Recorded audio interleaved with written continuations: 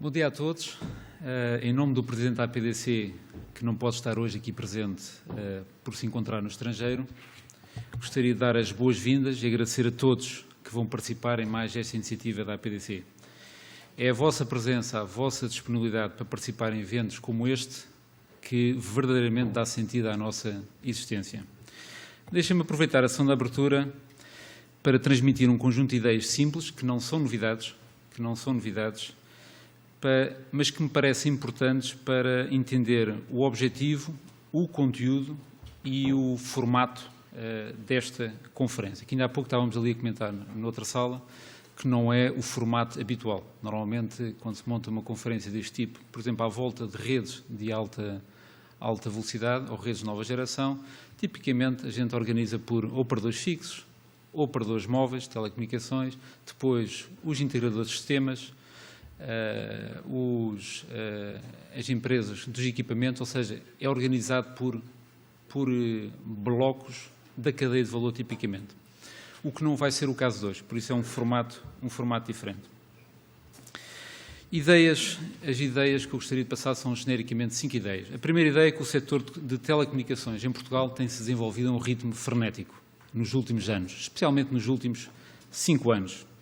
A nível das redes de telecomunicações, a nível dos terminais e a nível das plataformas. Redes.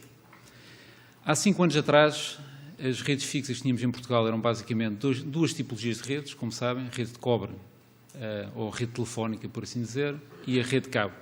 Eram redes em que tinham velocidades de internet máxima na casa dos 24 a 30 megabits por segundo.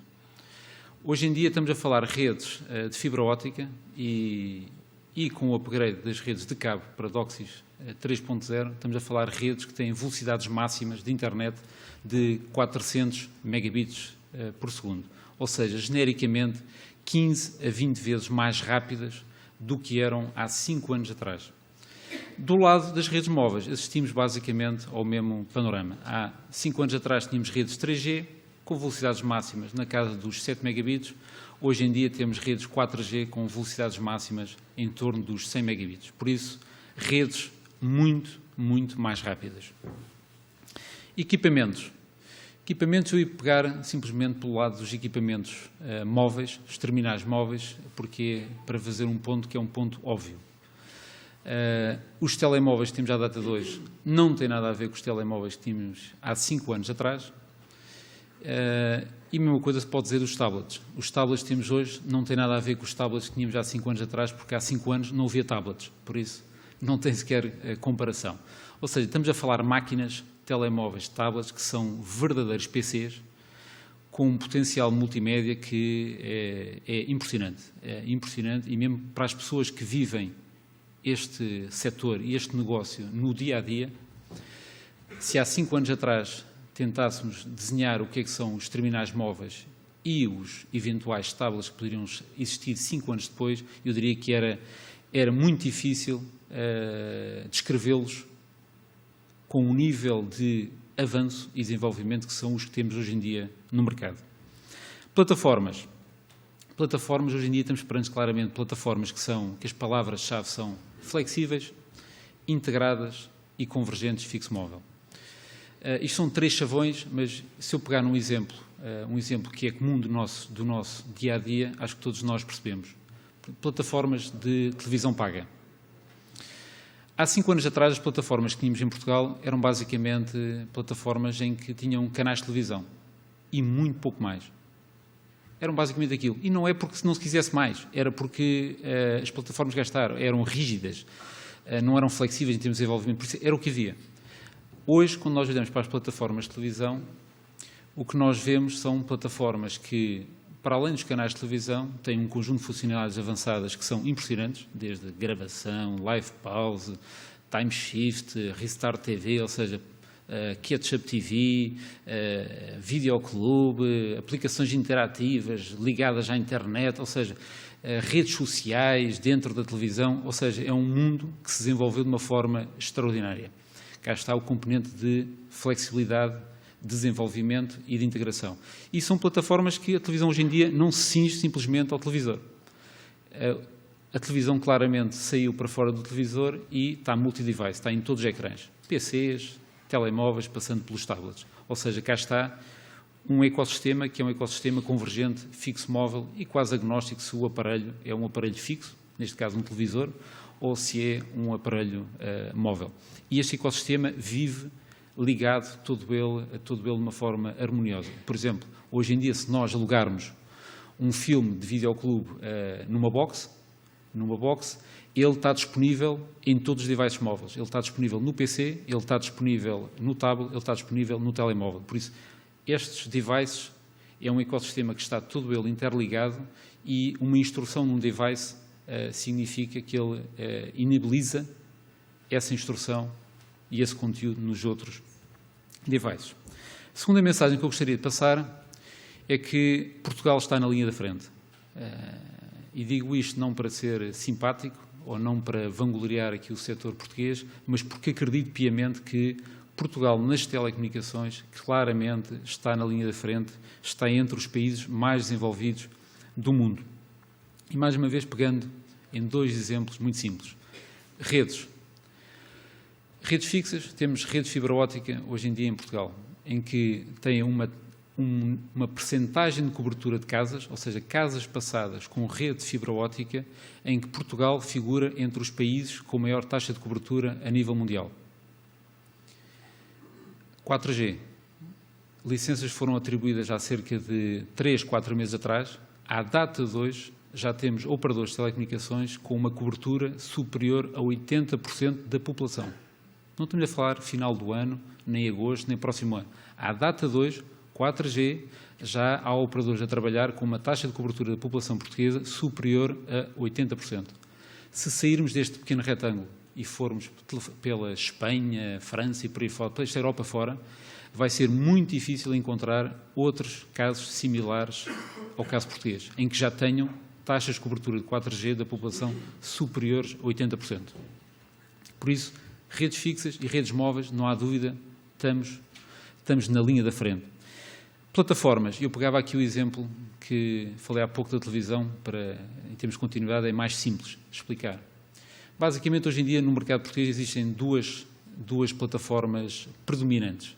No IPTV é o Media Room, da Microsoft, e no cabo é a plataforma do NDS, o sistema de última geração, que é o chamado sistema Snowflake.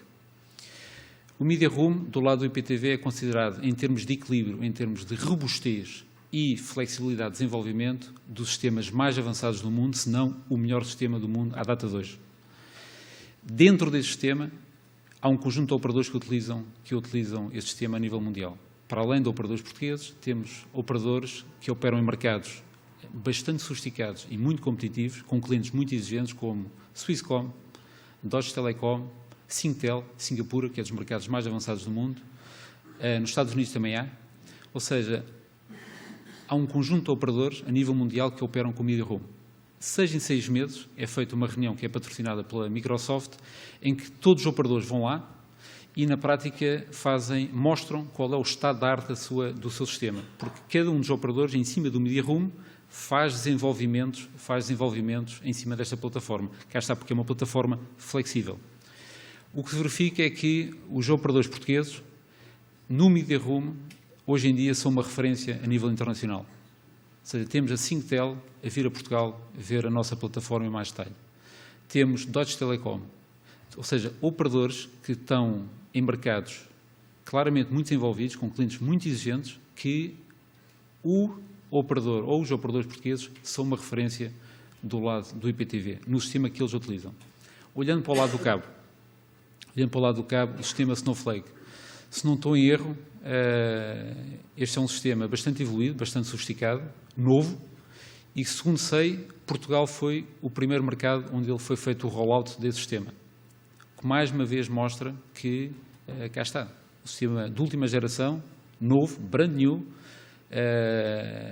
muito sofisticado, e que Portugal foi o primeiro mercado onde foi feito o rollout desse sistema. Por isso eu diria que mais uma vez mostra claramente que estamos na linha da frente. Estamos na linha da frente também na parte das plataformas. Por isso esta para mim é a segunda mensagem importante. Setor de telecomunicações, claramente estamos bastante bem em Portugal. E isto é importante. Ainda bem que estamos neste estado de desenvolvimento no setor de telecomunicações em Portugal, porque o país precisa. Precisam as empresas, precisa o Estado, o setor estatal, a sociedade e precisam as pessoas, os consumidores finais normais. Empresas, porque eu acho que é óbvio, com o ambiente que nós temos aí, o ambiente macroeconómico que temos aí fora, que é claramente agreste, basta ver se a gente começar a percorrer os vários setores de atividade. Eu não sei se há um setor de atividade hoje em dia em Portugal que não esteja com queda de receitas, year on year. Acho que isto diz tudo. Ou seja, uma economia a cair e todos os setores de atividade, across the board, estão a perder receitas. Perder receitas significa, basicamente, há 3 palavras que surgem como fundamentais. É necessário cortar custos, é necessário aumentar a produtividade e é necessário tentar reinventar o negócio. Ou seja, inovação, tentar arranjar novas linhas de negócio, novos produtos que nos permitam tentar compensar a queda de receitas. Por isso, essas são as 3 palavras de ordem.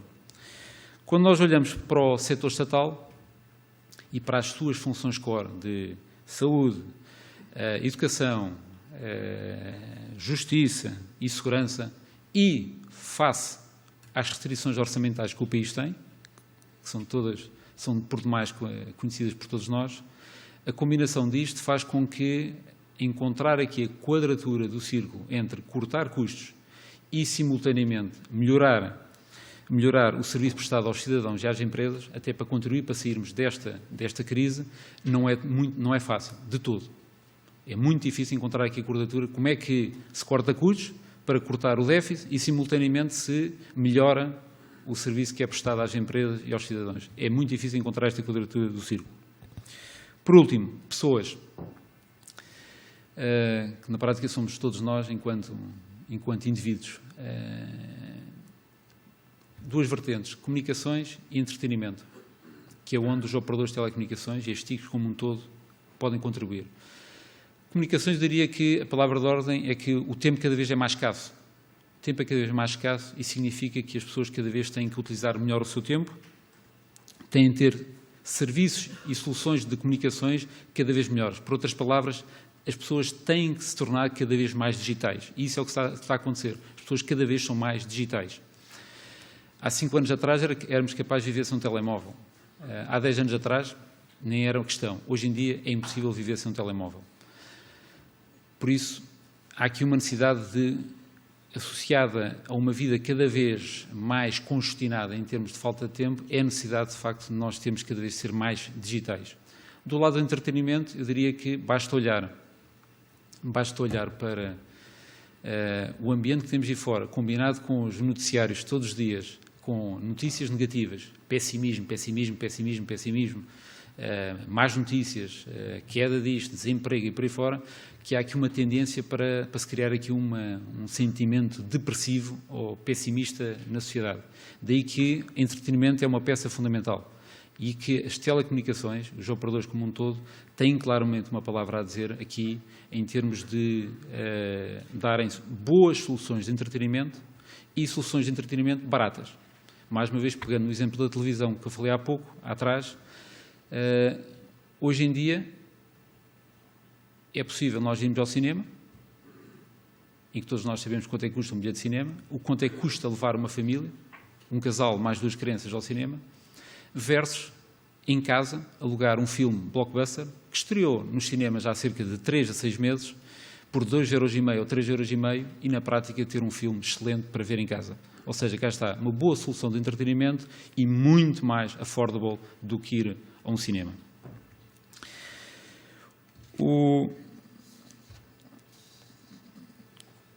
Por isso temos aqui claramente desafios na vertente de empresas, Estado e dos consumidores finais. A resposta a estas necessidades, que são necessidades difíceis, como eu mencionei há pouco, algumas delas temos aqui, fazer a quadratura do círculo é muito complicado, passa cada vez mais por ter soluções abrangentes e integradas e que vão muito para além das soluções tradicionais que nós tínhamos nas telecomunicações de oferecer serviços de voz e internet. Vão muito para além disso. Deixem-nos dar o exemplo de um setor que é um setor hoje em dia fustigado, claramente debaixo de pressão, que é o setor da restauração. Hoje em dia já há ofertas no mercado por parte de operadores de telecomunicações que são ofertas completamente abrangentes, integradas, que têm desde voz, internet, televisão, todo o software para operar num restaurante, desde a componente de compras, gestão de estoques, gestão de venda, faturação, gestão dos empregados, por isso softwares completamente completos, de A a Z, com mais toda a componente, soluções que têm também a componente de toda a parte de equipamentos, terminais do ponto de venda, impressoras, caixas, as caixas com o dinheiro ligadas eletronicamente, ou seja, já há soluções no mercado de operadores de telecomunicações que têm isto tudo, voz, televisão, internet, software e equipamentos. Claramente uma soluções abrangentes e integradas. Quais são as vantagens para cá está, ajudar a fazer a quadratura do círculo num ambiente que é claramente difícil para o setor da restauração? É que são soluções que permitem minimizar brutalmente o investimento que um restaurante tem que fazer para abrir, reduz brutalmente o investimento à cabeça, tem custos extraordinariamente competitivos versus a solução tradicional de comprar isto à peça, e são soluções que claramente contribuem para o aumento da produtividade, porque cá está assente em cima de soluções de software, de equipamentos e de serviços de telecomunicações básicos, na prática internet e voz e por aí fora, que a combinação disto tudo claramente contribui para aumentar a produtividade dos restaurantes e a eficiência dos restaurantes. Quinta e última mensagem e ideia-chave que eu gostaria de passar está associada a duas palavras: parcerias e globalização. O que nós temos, basicamente, é duas tendências. Cá está, soluções cada vez mais abrangentes na cadeia de valor, e daí cá está, em termos de formato, não faz sentido fazer aqui um congresso, uma conferência à volta de rede fixa, redes móveis, operadores de sistemas de informação e por aí fora, mas temos ofertas que cá está cada vez mais abrangentes e nota-se também uma especialização crescente em cada uma dos layers da cadeia de valor. Ou seja, cada um tem que se tornar melhor naquilo que faz bem. A combinação destes dois movimentos, que é ofertas cada vez mais abrangentes e especialização, diz-nos uma coisa muito simples e óbvia. É necessário fazer parcerias e cada vez mais parcerias entre os players que operam nas cadeias de valor. Segunda palavra, globalização. Nós operamos hoje em dia num mundo cada vez mais global. E eu diria, ainda bem. Ainda bem. Com um mercado pequeno como nós temos, 10 milhões de habitantes, com taxas de crescimento da economia que são sempre bastante reduzidas, que não tem comparação quando se faz uma comparação com países asiáticos, com outras economias que crescem 5 a 10%, a combinação disto tudo, economia pequena e que cresce a taxas sempre bastante reduzidas, diz-nos que nós não podemos ficar neste retângulo. E isso é uma ambição que todos nós temos de ter, é que quando desenvolvemos estas soluções abrangentes, não podemos estar a desenvolvê-las com um foco que é simplesmente o mercado nacional. Temos de ter a ambição de desenvolvê-las pensando: isto é para ser uma solução que vai ter que ser vencedora no mercado nacional e vai ter que ser vencedora no estrangeiro, noutros mercados, em mercados grandes, Brasil, Estados Unidos, Ásia, tem que ser vencedor lá fora, porque o grande mercado está lá fora. E muitas dessas soluções só são rentabilizáveis se a ambição foi exatamente operar em mercados muito maiores, com um scope muito maior do que o mercado nacional, que é um mercado pequeno. A combinação destas mensagens simples, são mensagens todas simples, eu diria relativamente óbvias, leva-me a dizer que o objetivo desta conferência da APDC não é debater sobre redes de nova geração, nem redes de alta velocidade. Esse não é o objetivo desta conferência. O objetivo desta conferência é, sim, debater em conjunto quais as melhores soluções para potenciar a utilização das redes de alta velocidade de nova geração em prol dos clientes. Ganham os clientes ao terem ofertas integradas que endereçam diretamente as suas necessidades, que são necessidades, como vimos atrás, cada vez mais complexas e difíceis de fazer a quadratura do círculo. Ganha o setor das TIC como um todo. Isto é muito importante, porque garante novas fontes de receitas e é muito importante. O setor de telecomunicações é um setor que, à semelhança dos outros, também está a cair em Portugal.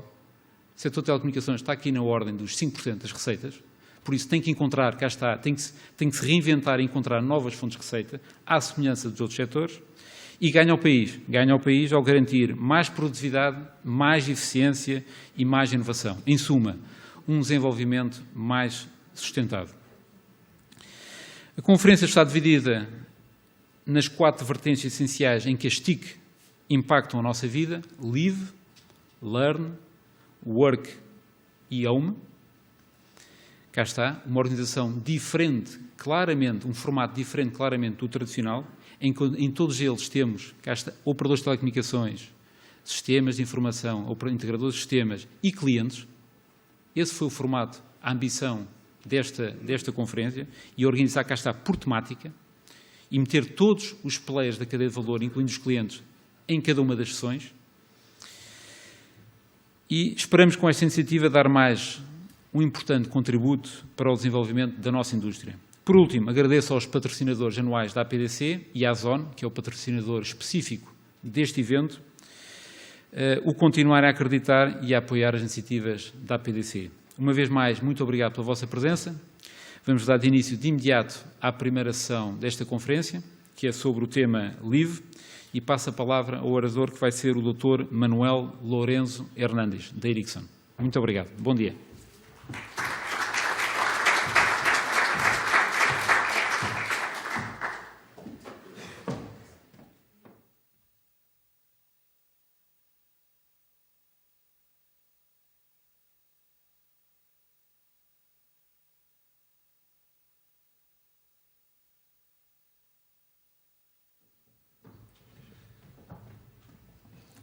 Hello, thank you for the invitation. I'm very happy to be here and follow your presentation. I'll be trying to show some insights on the challenge of building the network society, to build smart cities for the network society, the concept that we are pushing from Ericsson, but this is a reality happening worldwide. It will be rather focused on the connection, the convergence, the double impact between ICT and urbanization processes and the changes in the cities. And I think we can start with a simple fact.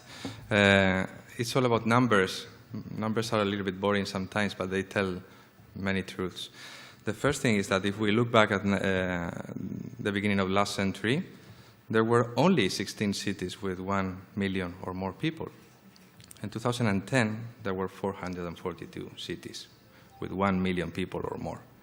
This is a dramatic change that is continuing. Actually, it's exponentially happening right now. As we speak, there are more and more people getting into cities. It's an unstoppable trend. Every month, there's 5 million people living in cities. It's like, altogether, it's like a new Miami. It's simply amazing what is happening. And the development and the growth, economical growth is really happening in the cities. It's heavily concentrating in cities. So the world is going urban, and cities need to become smarter. It's really a big challenge to address. When I was younger and I moved to Madrid, to a large city from a little city in the southeast, everything was so messy, so many things happening. Is this really something that we need? So imagine if we are growing 5 million people every month in cities, how challenges are growing at the same time. And now we have the ambition to be much better in a number of parameters, environmental parameters, social parameters, and economic parameters. So these are maybe the type of postcards that we will be sending from a city when we're visiting a smart city. So many things. Foster economic growth, control of pollution, urban planning, long-term behavioral change, because otherwise nothing is really helpful. So many things happening, and there's a good news here. ICT is coming to the red. Actually, ICT is making it possible. Things that were completely out of a possibility 20 years ago now are so simple to really address and have actual returns in less than 2 years. Important returns that can save basically the planet if we take it seriously. What happened if we can comment 3 convergent trends making this possible? The first one is broadband, the second one is mobility, and the third one is the cloud. All of them together, not by parts, but together, can make the difference for the creation of smart cities. In different aspects, as you can see here, new jobs, GDP growth, we have to consider a single figure like a 10% increase in penetration of broadband causes a 1% increase in the GDP. It's amazing figures. It's amazing figures to consider. But altogether, it's not really about improving processes. It's about really changing the way that the cities work and attracting more people to the cities as a result. And again, creating new solutions for the city. So it's a virtuous circle that we are witnessing. It is starting today. One initiative to formally understand what is happening is the Network Society Index. It has to do with trying to find the connection, the cause-effect fact of ICT maturity in cities and the effect in the so-called triple bottom line of environmental, social, and economical development of cities. And as you can see there, ICT maturity is strongly correlated, very linearly actually, with the growth in the bottom line. And if we take a look at these 25 cities that are part of the study, Singapore, Stockholm, London, New York, you can see Seoul, Los Angeles, Beijing, it's so linear that it tells us that cities have to do it not to be behind the cities that are actually investing and changing their shape through ICT. Okay, a couple of examples just to make it more concrete. No 2 smart cities are the same. So I took these extreme examples. Stockholm Royal Seaport is about an urbanization project of a new area. So it's about creating a new part of the city with different partners, with different patterns. It's about addressing a clear objective of fossil-free energy, microgeneration, understanding also the dynamics of the city in we can work where we live rather than creating separate areas, minimizing traffic, controlling in real time what is happening, controlling the consumption, controlling the CO2 emissions from the beginning, from the conceptualization of the city. That is something you can do when it's a fresh start. Another example is what is happening in New York. New York, it's not so easy that we can change the structure of the city. But what we can change is the new structure, the new infrastructure of ICT to create new benefits for the citizens. So, for example, just by the deployment of wireless meters for water consumption, just for doing that, for creating real-time awareness of what is happening, what is being consumed, not only where the leaks are.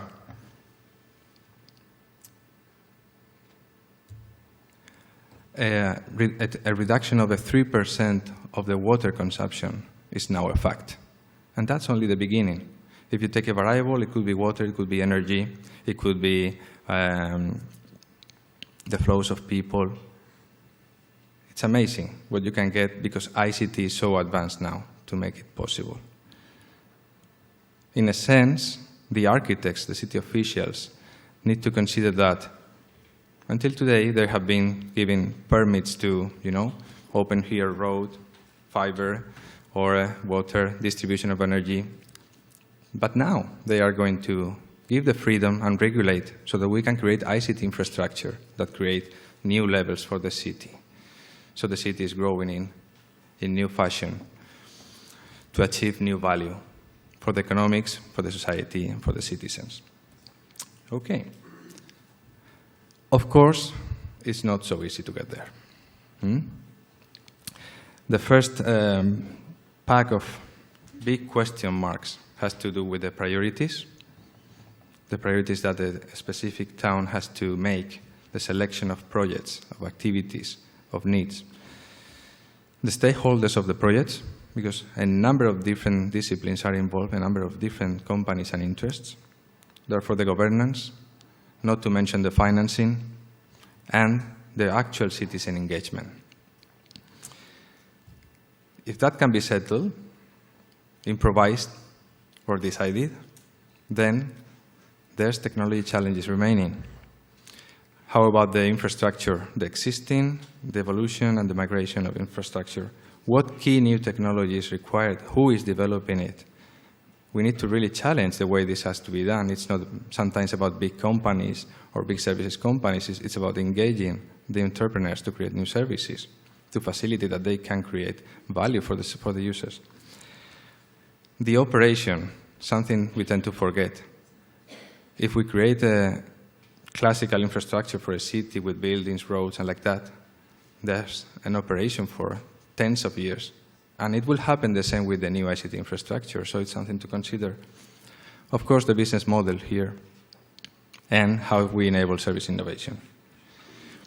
And returns on the investment, because everything looks like an experiment today. We touch something here, and we have a saving of 3.5% of water consumption. But it's so difficult to predict, because a city is a very complex system. So it's actually a lab, what we are creating every day in the new cities. Okay. A little bit on the complexity of making decisions has to do with if we try to think of three main axes of interest that we are requesting a new project for a smart city, call it a smart project, to have, would be the environmental, social, and economic. A specific project that we're considered can have a very big effect on the economic, low on the environmental, low on the social. And we have to compare that with other projects, project B, with limited but more balanced effect on the three axes, or with others who have a strong environmental impact, positive impact, I mean, good social impact, but low economic impact. So first comment here is, if you know someone who knows how to select the right project to do first, please tell me. This is quite a challenge. Okay, that's good news anyway. No matter what project you start to make your city smarter, you will have a gain of some type because of that specific project. But there's a second wave of effect due to having done that project. It's a medium-term effect because productivity will increase in other related areas. There's a strong network effect in whatever we do in a city, which is a network, a complex ecosystem of things. And there's even a third wave of growth that has to do with the new businesses that can be created beyond the reason why the project itself was launched. So, again, is it possible to plan in advance? The question would be to plan or not to plan. It is so difficult to predict how these three waves will come. The point is that the cities that are taking the first steps are verifying earlier than others the first, the second, and the third wave. And they will be the preferred cities for citizens and for growth in the future. So it's a matter of actual competition between cities. When you ask people where do you want to live, they don't tell you a country, they tell you a city. And this will be an important factor for that to happen. Cities need to attract talent, and smart cities will attract more and more talent. Okay, this is another view on the same fact. If we start and we invest a lot, for instance, in creating a smart grid infrastructure for a city, for a big city, are we really capturing all the value we can? In principle, and what we have learned from the story of the internet is that as soon as we create platforms and levels of progress, there will be other guys who will come and benefit from that and create new service. So we have to make sure that we don't create silo solutions that cannot evolve. They have to meet their purpose and evolve further. That's a super important message, not only for the efficiency, but for the growth. And a number of things have been happening and growing. it's all about machine-to-machine, heavy deployment of devices that we can sense and actuate upon monitor. It's about real-time data processing. A city is a real-time system. Everything that we can figure out, traffic lights, consumptions, people movements, it's about real-time. The cloud technology is there. It's thought for global, but a city is such a big global thing that can be applied perfectly. Data analysis, everything in the internet is about intelligence, about understanding what is happening right now. And open data, which is to me what closes the circle. The possibility that data is not like steel. You know, if you make a car with steel, the steel is consumed, and that is the car. There's no way you can do anything else with that steel. With data, you can consume it for a first purpose, use it for a second purpose, do market research, then it can be used for creating a new service, which is convenient for the, like that. So it's a living thing. Data is a living thing. If we keep it closed, then we don't have the benefit of the second, third, and fourth wave. But if we keep it open, then new services can be created. So if we put a little bit on the shoes of a city official when he's deciding to do this expensive project today, that requires a heavy investment, there's the possibility to capitalize that investment in the future with the second indirect returns of using the data they are generating for other purposes, which is fantastic. The trend that we are seeing in smart cities is that, of course, we need to have the pioneer, the first project, to check reality. But it's very much about one-off projects. We see that the most advanced cities are changing from silo projects, where they have a number of different headaches at the same time, to considering an architectural approach, where they try to tackle the different problems in a structured way. About creating a seamless access, about simplifying and making much cheaper the connectivity of devices, then or horizontalizing the services that can be reused for thin applications that more and more are created by external parties and entrepreneurs rather than by big companies. By that, it's not about efficiency. It's about really creating the ecosystem involving all the people who can create value at the different tiers. And this grows much faster than the traditional approach of a silo project. Talk a little bit about data. I could talk a lot about communication, but I prefer to talk about data, which I think is a key thing to make things change. The three classical axes of volume, variety, and velocity, and actually the scales we use, teras, zetas, also considering structured and non-structured data, offline processes and real-time processes. So there's a bunch of technologies having been developed in good labs and in good systems for a number of years, applied for business applications. None of those technologies by itself can do everything, can manage all types of volume, all type of variety, all type of velocity. But in combination, you can create solutions that basically can convert a city into a real-time system, self-aware system, where you can create applications on top for the benefit of the users, of the citizens. So at this scale, so far, ICT has been focused to a customer, a business, a vertical, a domain. In here, we're talking about involving everything around the city and millions of people, millions of devices creating information all the time for the city that we need to capitalize so that we can reduce consumption of energy, we can minimize transport problems, and so on, and so on, and so on. This is going to be a fire test for this type of technologies. But we have an important development over time to leverage upon. Okay? Just to mention a not so futuristic example of what we can do. If we have this number of different roles, and we have them today, companies deploying devices who are all the time emitting data. We have companies who want to innovate on this. We have fantastic distribution channels due to the app stores and all these initiatives that make things so close to people. And end users, a lot of end users.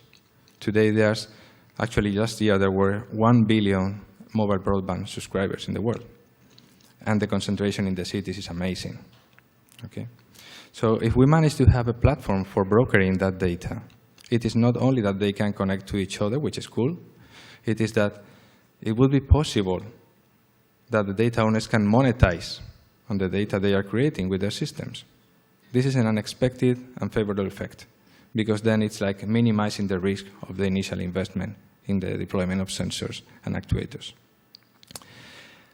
When data is aggregated from different sources, the value, the knowledge that is created is much bigger than the knowledge that you can create from analyzing the same type of data. So this can happen at intelligent applications at an affordable cost. You know, this is not really the science fiction world or the Skynet world. This can happen at the desktop of an application developer today. So we can multiply and amplify the effect of what we are doing in the smart cities very easily. All in all, what we are changing is the definition of city success. If altogether people, businesses, public sphere, technology progress, the city will progress. And there's 6 basically takeaways from what I'm saying that I put forward for the panel. First of all, it's about awareness, knowing about the potential impact, the real impact today of ICT. Second one is the need to simplify and integrate access technologies. We need to abstract that technology to developers. By definition, it's about ecosystems of cross-industry. So this is not the classical telecom world, or this is not the classical IT world anymore. We are managing a lot of information, sensible information for users. But that's the way we should do it, because context awareness is what changes things in the behavior of people. But we have to do it carefully. That's important. And regulation from the city officials will be important here as well. Open data, I think, is an unstoppable trend. And there has to be the right incentives for changing behaviors, because otherwise we'll keep doing the same, no matter how many wealthy applications we can have. That's basically what I wanted to put on the table. There's plenty of good references. I mentioned here a couple of studies from Ericsson, also a fantastic study sponsored by Accenture, Arup, and other companies. And I hope you found it interesting. Thank you.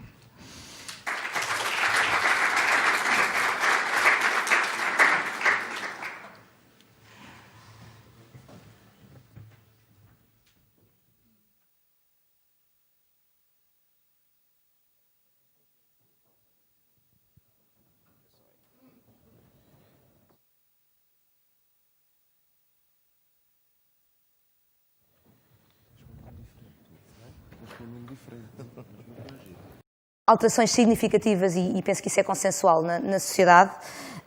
Essas transformações precisam, obviamente, de ser conjugadas com melhorias estruturais e processuais, mas o painel de debate de hoje não vai, aliás, como o Pedro Leitão referiu no início, não vai propriamente entrar em detalhes tecnológicos, vai sim tentar dar uma abordagem mais centrada nas cidades.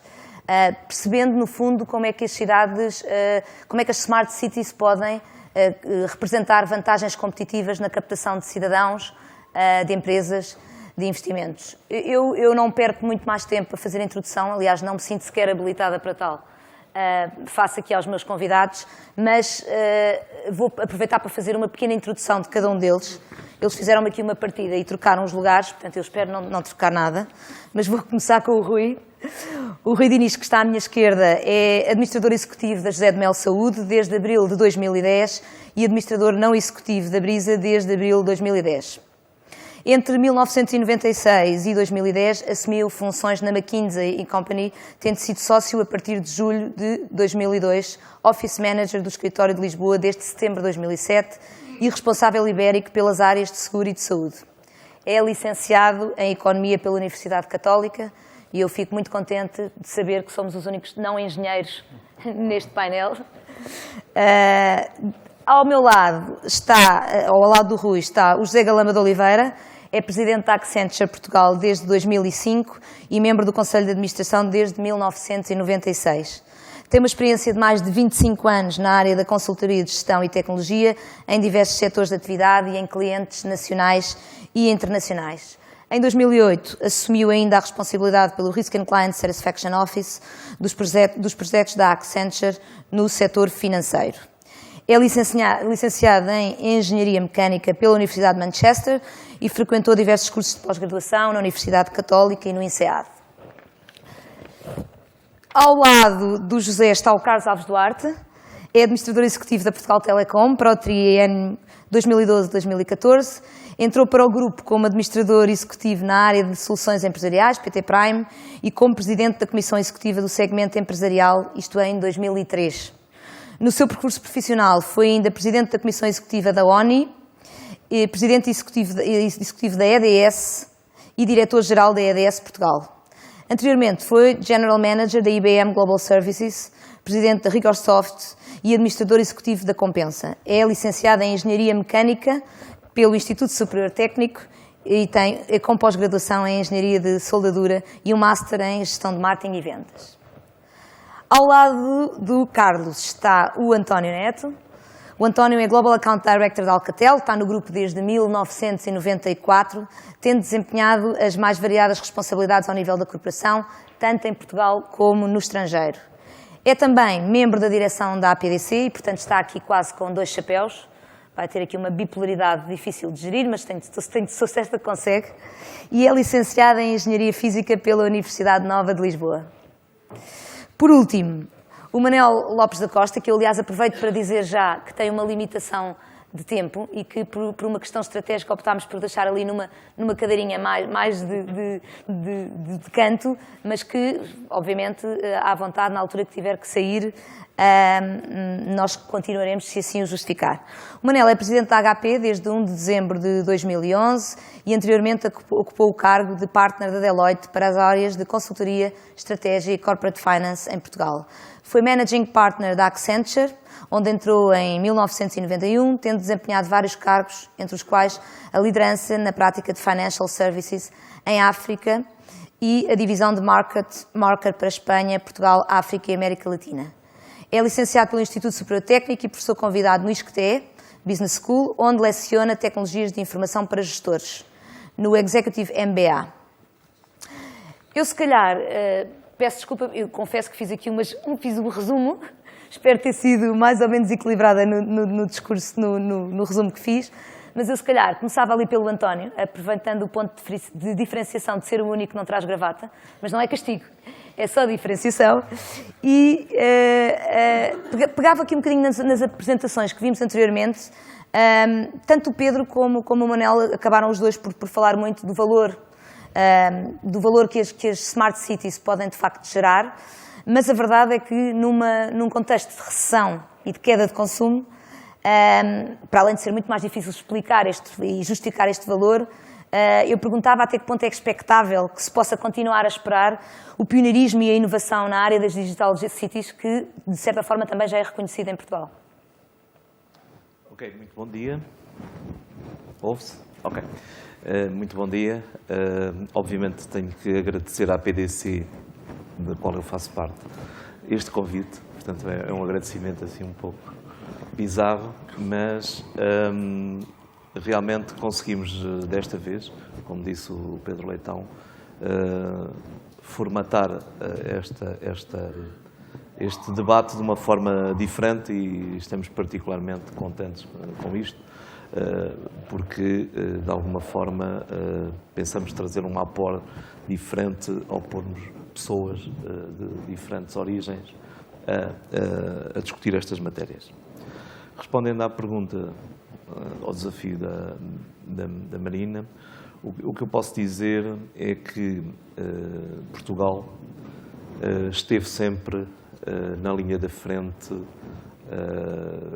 Antes disso, deixem-me dizer uma coisa. O título desta conferência, obviamente, é Redes de Alta Velocidade. E, portanto, o que nós estamos a fazer esta conferência um ano depois de termos feito outra sobre a LTE. Obviamente que aqui abrimos o espectro a uma realidade não apenas da mobilidade, portanto são redes de alta velocidade, mas temos obviamente como background, como pano de fundo desta questão, as redes da quarta geração que foram lançadas recentemente em Portugal. E realmente Portugal foi um pioneiro nas redes móveis.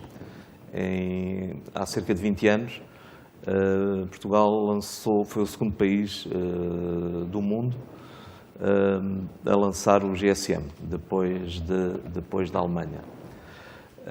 E também as primeiras chamadas há cerca de 10, 12 anos, ou seja, 10 anos depois da introdução do GSM, as primeiras chamadas na terceira geração, no MTS, também foram feitas em Portugal.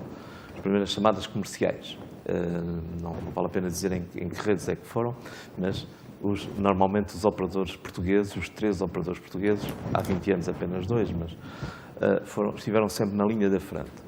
E, como agora foi dito, na quarta geração estamos exatamente na mesma situação. Portanto, quarta geração de serviço comercial na Europa, que eu saiba, só existe também em 2 países. O que, de alguma forma, demonstra este pioneirismo que sempre tivemos neste setor particular das TIs, das TICs, mas que põe-nos sempre numa posição de vanguarda. Na apresentação do Manuel Lourenço, ele fala em 3 aspectos muito importantes. O broadband, a mobilidade e o cloud. E realmente a quarta geração é um pouco estas 3 coisas. A quarta geração é um pouco estas 3 coisas. É banda larga, larguíssima, é mobilidade, digamos, ao extremo, e é cloud. Porquê cloud? Porque sem o recurso às plataformas e às aplicações que estarão na cloud, não fará sentido haver quarta geração. Portanto, eu penso que Portugal tem todas as condições de manter, de alguma forma, este pioneirismo e estar no front-edge destas tecnologias. A questão que se coloca tem muito a ver com a sustentabilidade destas coisas. Eu penso que há alguns drivers para esta sustentabilidade. Nós, infelizmente, não temos uma grande tradição de mutualização de coisas em Portugal, mas temos bons exemplos também dessa mutualização.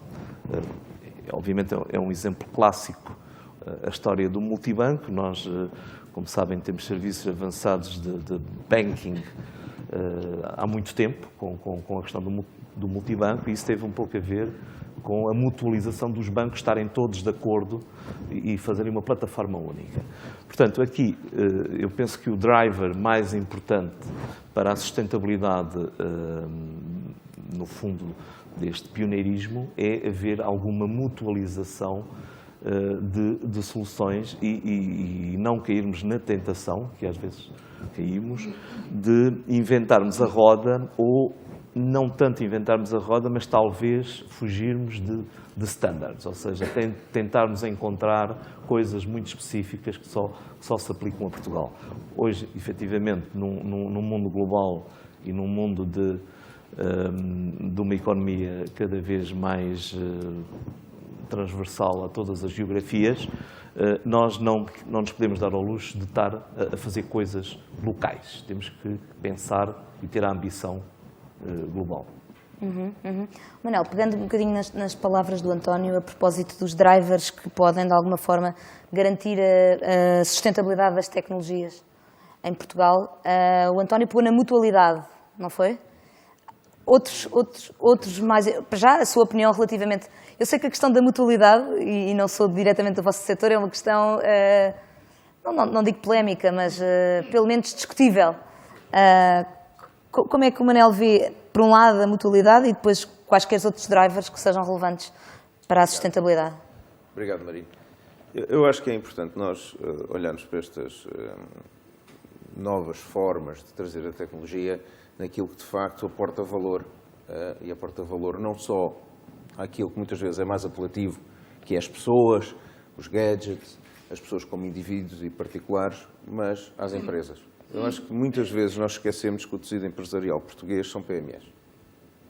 E eu, olhando para os donos das PMEs, eles dizem, bom, houve ali uns senhores, voltaram a falar sobre a quarta geração, sobre a tecnologia, sobre os operadores, ou a mutualidade, e como é que isto tudo se interage, e o que é que isso é para mim?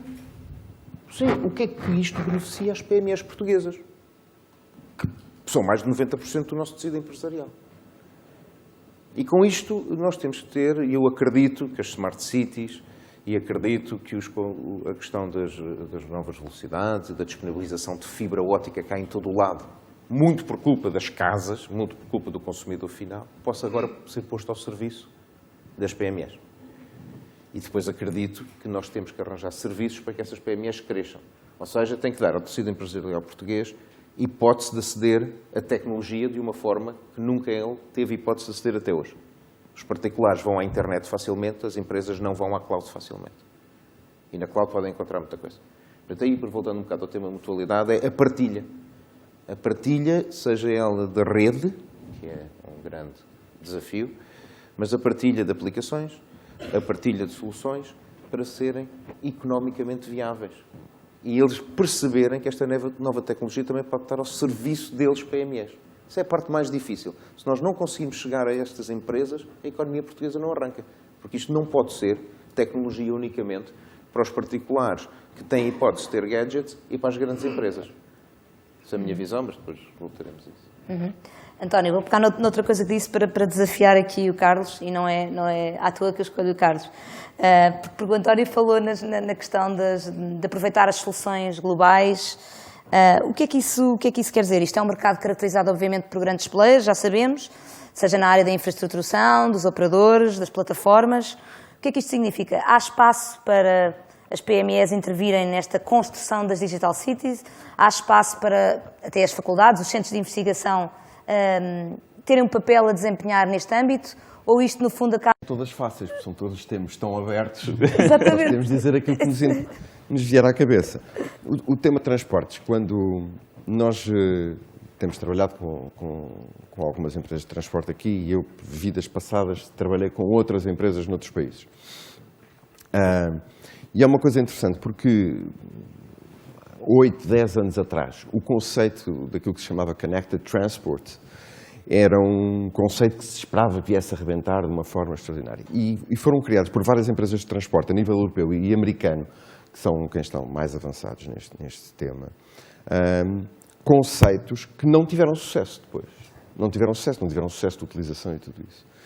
E há cerca de 2 anos, penso que foi há 2 anos, houve um estudo feito a nível dos Estados Unidos sobre o que é que realmente os utilizadores de transportes públicos queriam do transporte público. E a realidade é que aquilo que as pessoas, mais de 2/3 das pessoas, aquilo que pedem é saber a que horas é que chega ao transporte e onde é que ele anda. É quando chega e quando vai. E, portanto, todo aquele conceito de havia de entertainment no transporte urbano, estamos a falar em termos urbanos, Sim. de entertainment no transporte, de acesso à net e tudo isso, não era realmente requerido pelas pessoas. E isto dos transportes estende-se a outras coisas. Muitas vezes nós, tecnólogos, ao fim e ao cabo, este universo que temos aqui são muito tecnológicos, já são aqui do Rui que disse logo que não era tecnólogo. Nós temos a tendência para over-engineer. Ou seja, inventamos umas coisas que depois, na realidade, não é bem aquilo que o comum da população pede. E, portanto, no desenvolvimento sustentado e naquilo que criamos para as Smart Cities e nos transportes não é diferente, aquilo que se tem que fazer é ver realmente aquilo que pode melhorar a eficiência, melhorar a qualidade de vida das pessoas, melhor utilização dos recursos. E os transportes é um pouco isso. Esta história que parece mais simples, nós ainda hoje, e são poucas as cidades, que têm um sistema integrado de transportes em que se saiba em qualquer ponto onde é que está qualquer meio de transporte.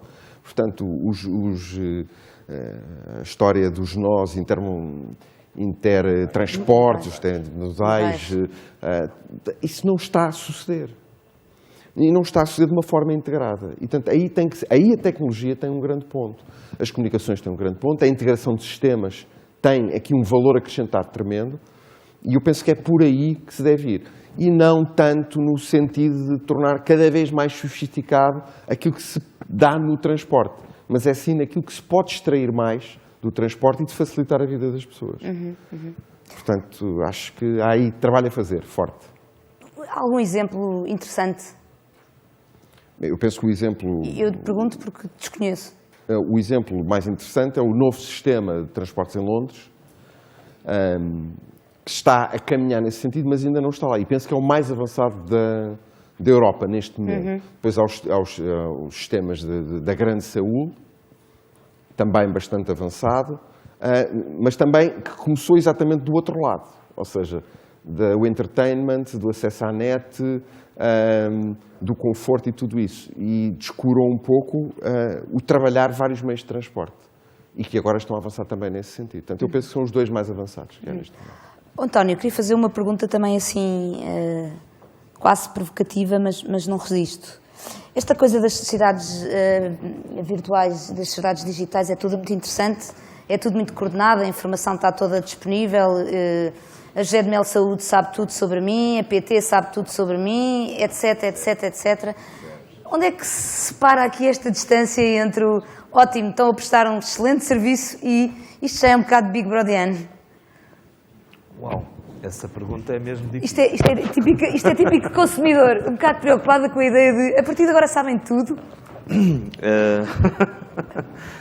Essa pergunta é realmente difícil. Como tudo na vida, as coisas têm sempre dois lados. Um lado, o dark side e o lado visível. Obviamente que quando queremos falar das coisas de uma forma positiva, falamos do lado visível. Quando queremos falar de uma forma negativa, falamos do dark side. Mas basicamente é esta a resposta que tenho que lhe dar, porque é óbvio que eu, aliás, dou o exemplo da minha mulher que não queria ter Facebook, mas foi quase compelida pelos amigos a ter, digamos, e isto está a acontecer um pouco por todo o lado. Portanto, nós, eu lembro-me, como estou nesta indústria já há algum tempo, ter imensos amigos, e alguns estão aqui, em que eu era realmente algum extraterrestre porque usavam um telemóvel. Portanto, há 20 anos, usar um telemóvel era uma coisa completamente fora de tudo. E as pessoas, mas para que eu quero isso? E a realidade é que, provavelmente, ninguém aqui não tem telemóvel. Alguém aqui tem telemóvel? Não tem telemóvel? Isso seria uma coisa surpreendente. Ninguém não tem telemóvel.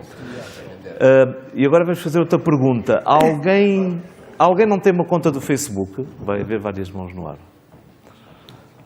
Ok, reparem, já não são assim tantos. Não são assim tantos. Ok? E se calhar, se fizéssemos esta pergunta há um ano, o Facebook já é o que era, e aliás havia o filme aí do Zuckerberg, e portanto toda a gente sabia o que era, havia muito mais dedos no ar. E eu tenho a certeza que para o ano, quando formos fazer esta conferência, que vai se chamar outra coisa qualquer relacionada com a alta velocidade ou com a quinta geração, porque não vai haver tão cedo, já se calhar o número de pessoas temos que os monitorizar. Já não vai tem. acontecer nos próximos meses. serão muito menos. Marino, é o que me apetece responder, efetivamente, haver essa partilha e essa disponibilidade de informação tem lado, é muito positivo e, inclusivamente, permite construir modelos de negócio de uma forma mais rápida e permite, por exemplo, fazer o chamado profiling das pessoas e adequar a oferta melhor ao perfil e tal. Obviamente que tem riscos, mas os riscos são, também nos pode cair um avião em cima, digamos assim. Não é por isso que vamos acabar com a indústria do transporte aéreo. Eu queria só, se me permitir, reposicionar aqui um pouco a questão, porque estamos a falar de redes de alta velocidade, e reposicionar neste sentido, que é, efetivamente, nós temos, as coisas não aparecem por decreto, quer dizer, não há aqui planos quinquenais, tipo União Soviética, aqueles planos a 15 anos, não. As coisas não aparecem por decreto, as coisas aparecem porque criam-se condições. E eu penso que, neste momento, estão criadas muitas condições. Estão criadas condições pela positiva e, infelizmente, algumas pela negativa.